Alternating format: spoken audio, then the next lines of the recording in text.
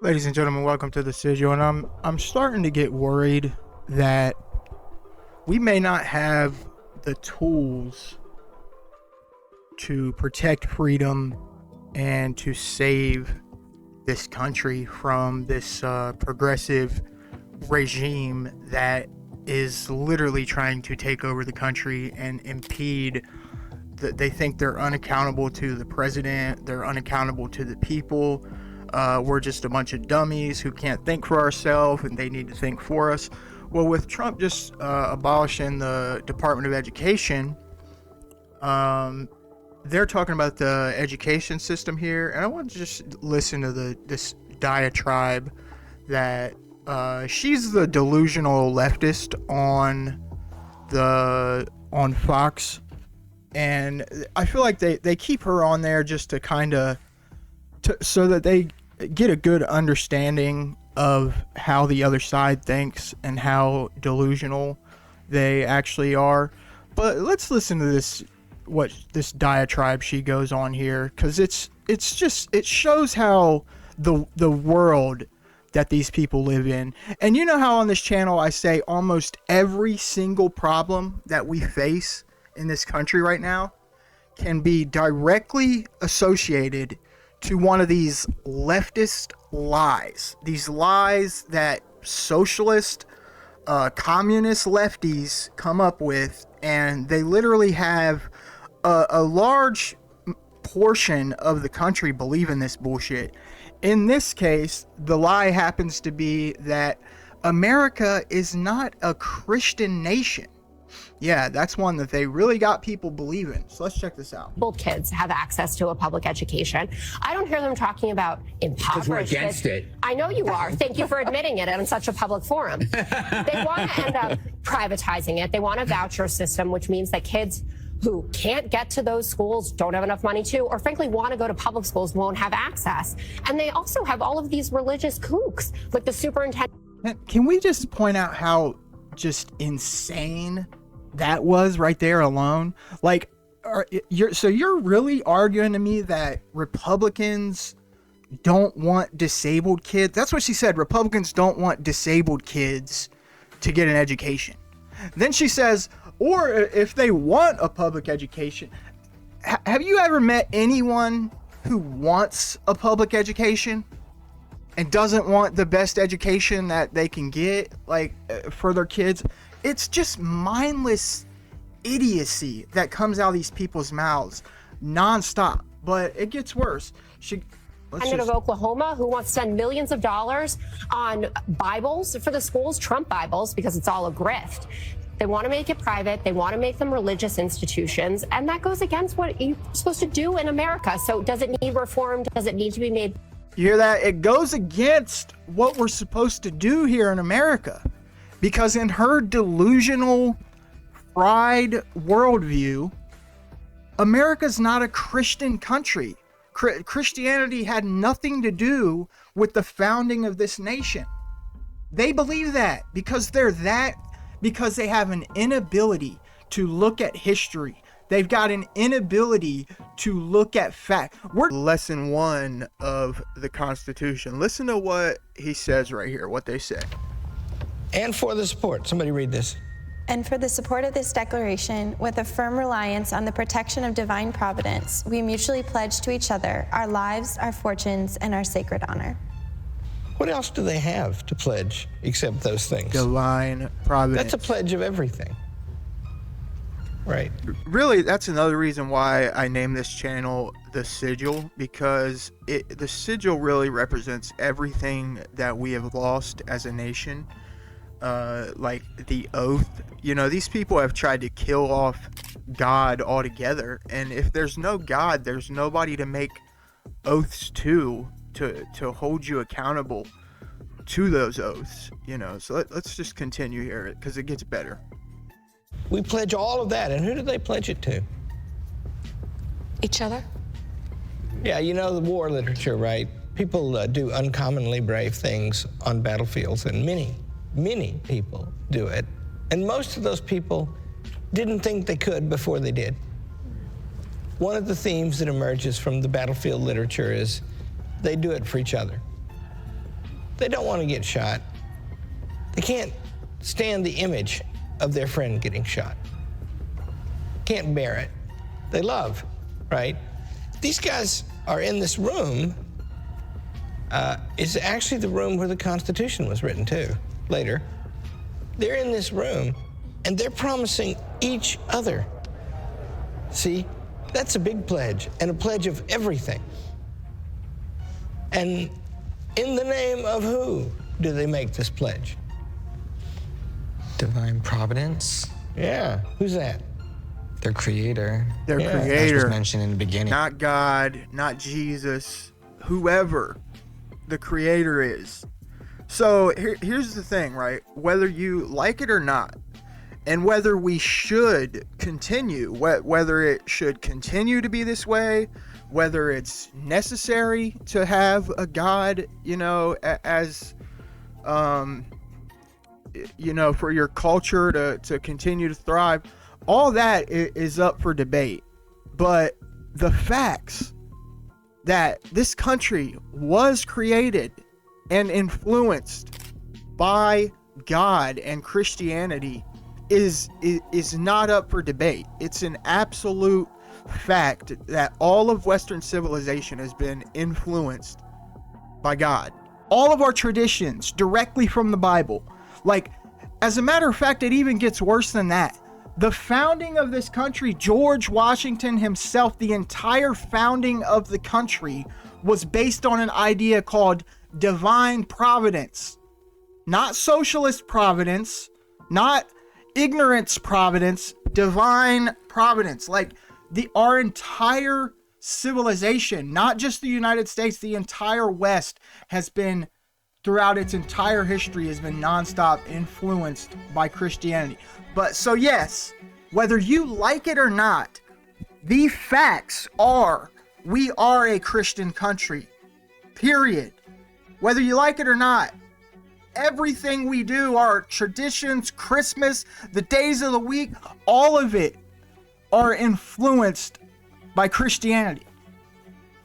But these people in their delusional ass worldview, because Barack Obama got up and said it in a presidential speech some years ago, they believe that it's true because they're sycophants and despots, and they hang on every single word of their heroes, regardless of the reality and the facts that anyone themselves can go look up.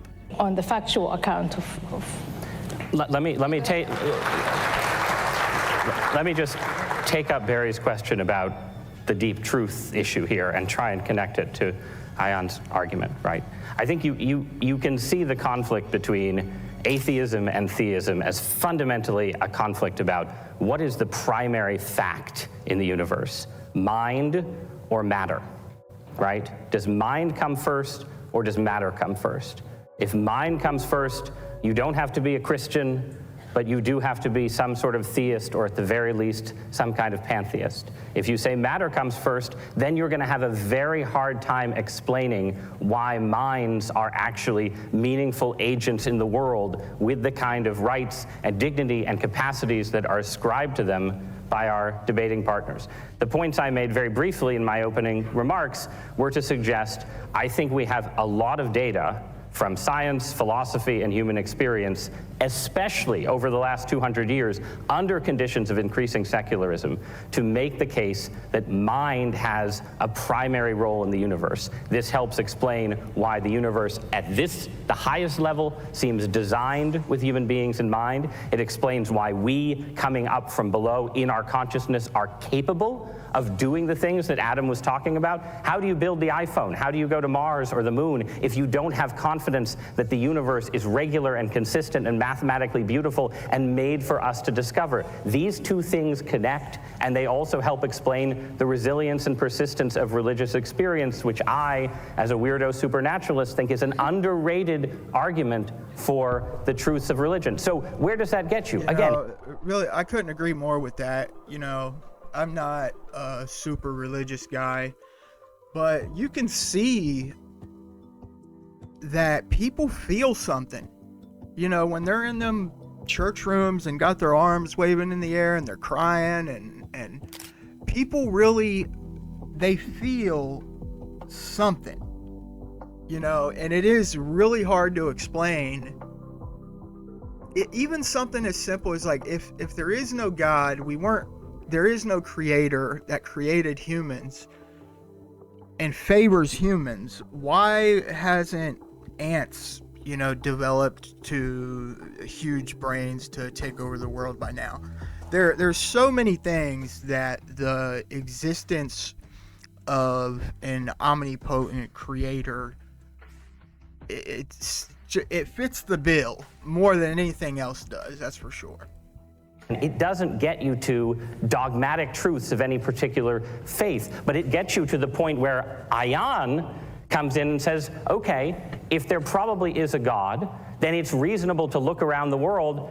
You know, there's a bunch of big religious traditions. It's entirely reasonable to say, okay, out of that range of religious traditions, I will throw in my lot with the one that seems to have played a nurturing role in the civilization that I love and that I value and cherish. That's not a mistake that somehow... You hear that?